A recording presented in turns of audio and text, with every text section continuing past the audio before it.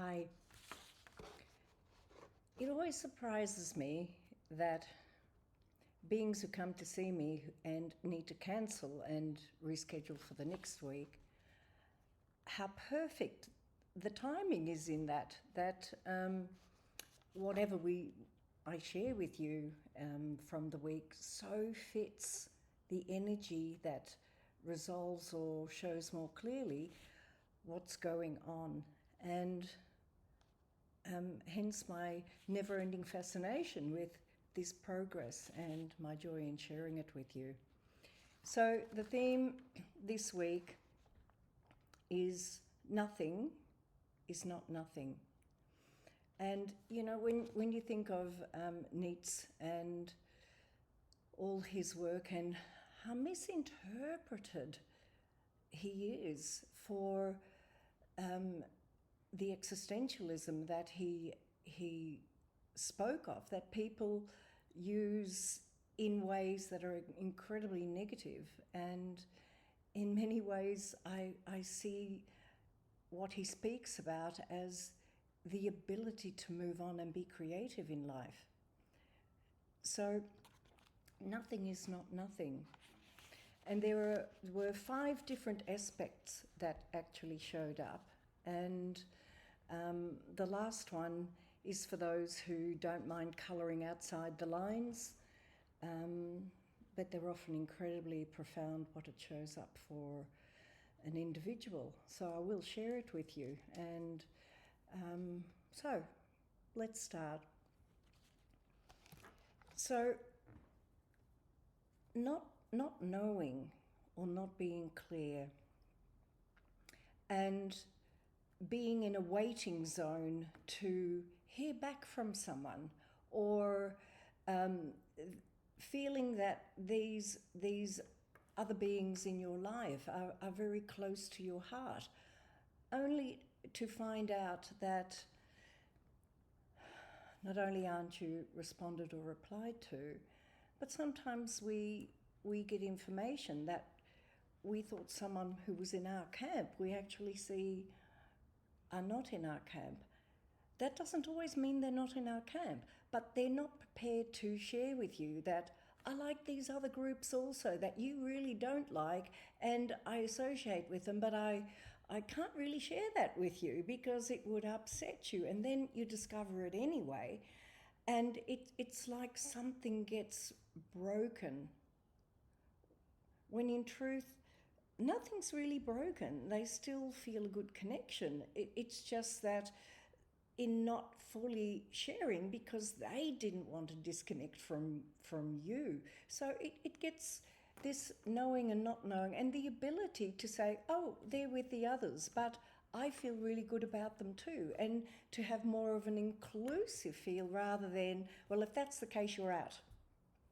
And the heart pain because they were so loved by you and you felt that they loved you. So how do we make that nothing? That is a huge internal reset that unless one is very centered in themselves, they cannot find that perspective. The next one was that, you know, sometimes we can live in knowing for a very long time, knowing that a particular work isn't working for us anymore, or that it's really time to move on from this house, or any of those knowings we have very deeply within ourselves, but don't move.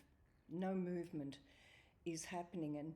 And then even when it is so clear that it's 100% that is true, and in fact you can even feel ill that you're not moving on it,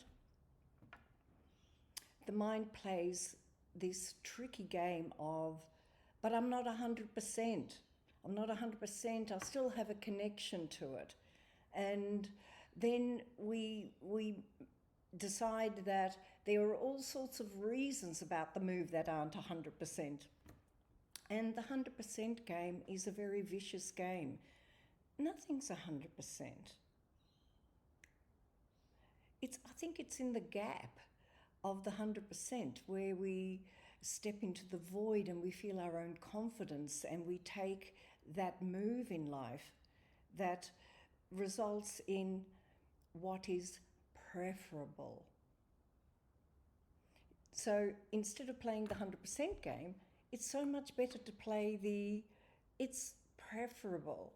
It isn't preferable that I stay, it's preferable that I move. And it can even be in a menu. You can look at a menu and none of them are 100%.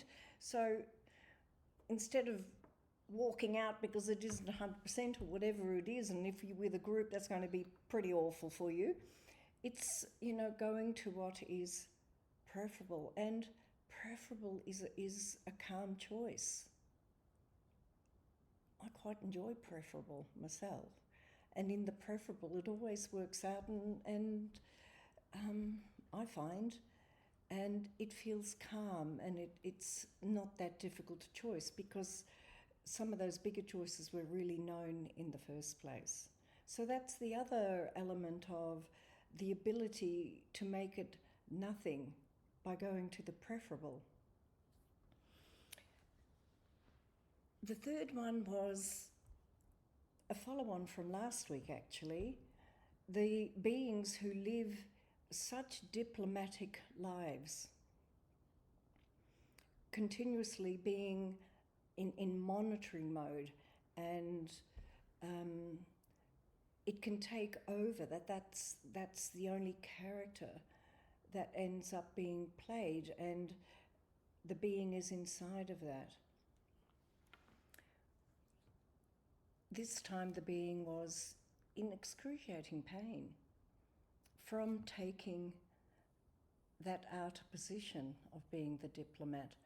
And as the session began, it was interesting that there was this feeling of a deep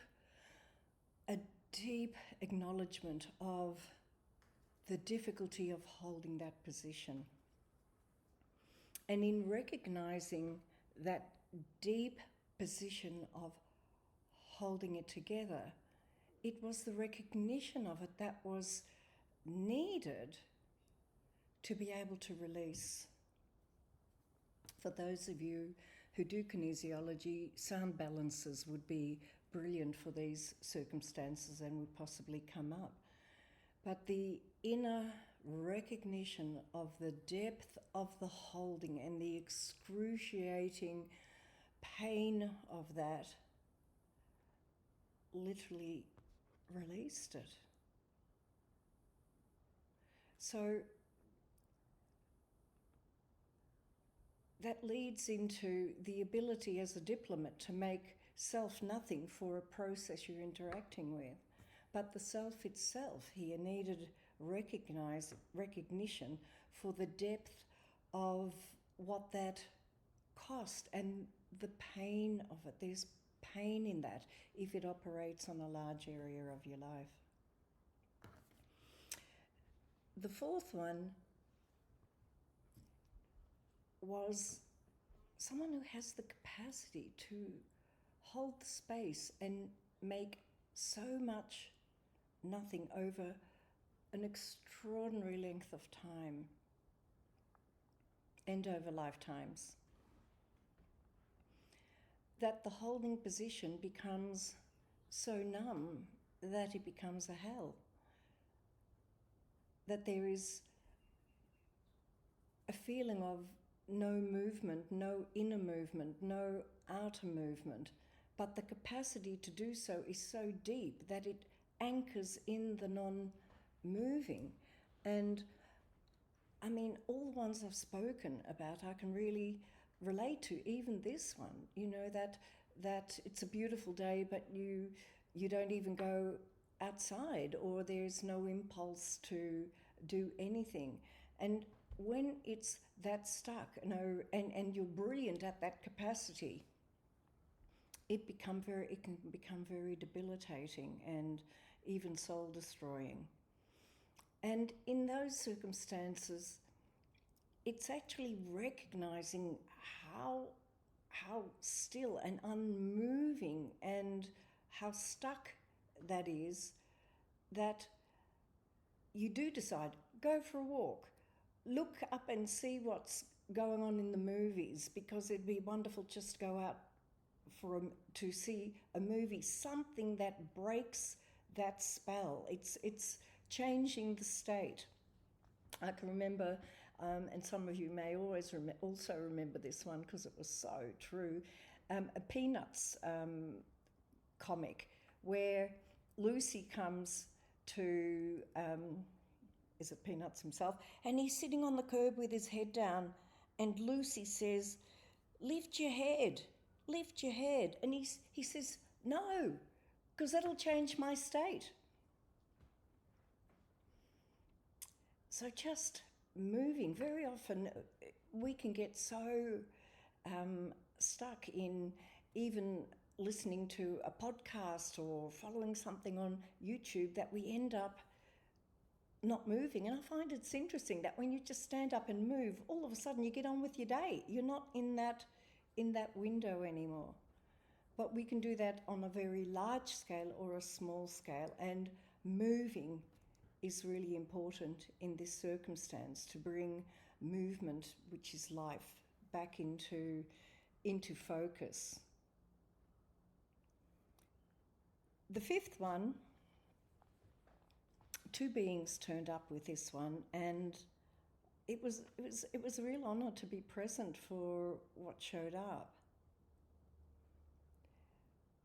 And it is the first one. It showed up that she had brought a gift into this world, but this gift was actually shackling her.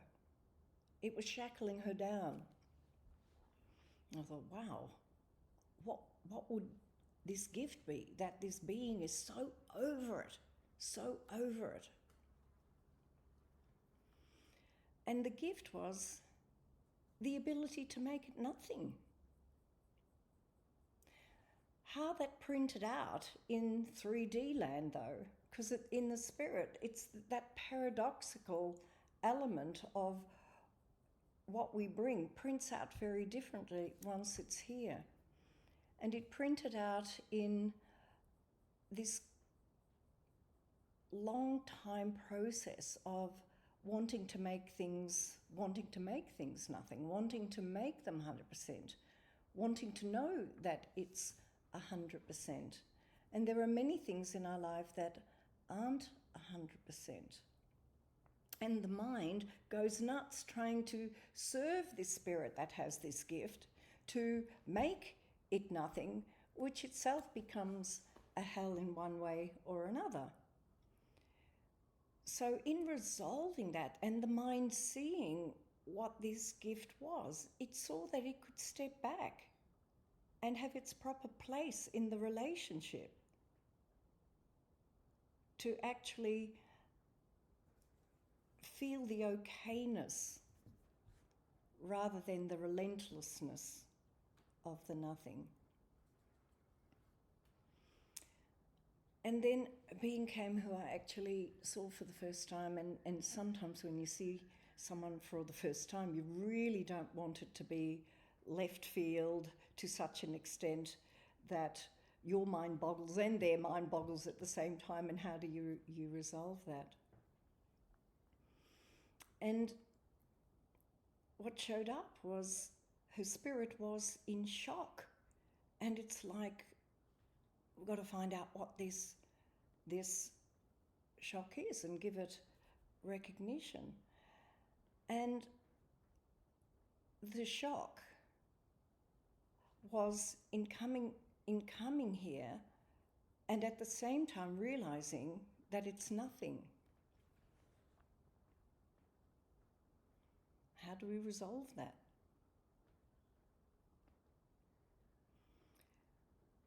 In her life, she had actually the capacity to stand in really difficult circumstances and just meet it and address it and move on with things for others, very much in service to others.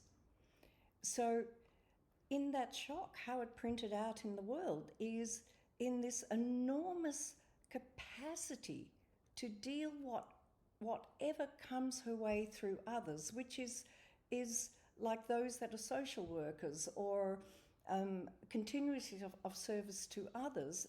It's the job's never done, and the complexity of some aspects that come your way are incredibly difficult to deal with, yet you stand in them and move with them and stay in that capacity to assist. So enormous capacity. So in this being able to relax in the capacity that she knows she has to make things nothing changes a lot of behaviors, because in the shock and wanting to numb the shock and yet still be able to, because it's this capacity to stand in the difficulty and meet it regardless of what it is, was actually the life. So nothing has a lot of reflections to it. And it really has a very strong feeling for those who have the connection to let go and let God. The two things that tested up for this week, one is the essence, the Australian bush essence, Philoteca, and it fits. The negative conditions are inability to accept and acknowledge, to really sit in it and acknowledge brings a lot of clarity and peace. Excessive generosity, knowing when to stop, knowing when to reflect on self, knowing where, as we spoke of last time, love of self and recognition of self, and not to be excessive on the other side of it. The positive outcome, ability to receive love and acknowledgement, and ability to let in praise, which in some of these circumstances, if it isn't 100%, it's never enough. There's no praise in it, and what these beings were doing was deserved extraordinary praise and capacity, and it's heroic is the only word.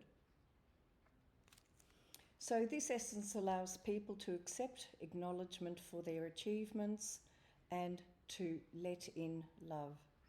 They are often good listeners and generous giving people. It allows shy people to speak of their plans and success. In its natural environment, the flower is easily overlooked and often mistaken for other species. And I know this same essence has come up before. In a relationship where one is very, very giving and the other is very receiving, it becomes normal, and in its normality it becomes overlooked. That is something to ponder. And when that is met, I find it interesting that when you actually feel this sense of, I don't want to do this anymore. It's become such a habit, it's unappreciated, I don't want to do it anymore. That the other will often say, what's the matter with you? Like, what's different? Because it was so normal and not seen. And I'm sure we all have elements where that may need looking at, so that self-love is there as well as other than only the generous giving. The card that was pulled for this week for us was openness. Openness creates an allowance of the self to be without judgment. Openness breaks down barriers melts away fears and allows creativity and communication to flow. Check your feelings. When you are being open, there will be no need for defensiveness. Let go all levels of fear, doubt, worry, and concern. And what you have left will be confidence, self-esteem, and love, all of which functions very well in openness. Lots to think about, and such an extreme from one end of the polarity to the other. Wishing you much openness and much love of self in that, and wonderful discussion should they need to be taken with yourself or with others. Catch you next week. Bye.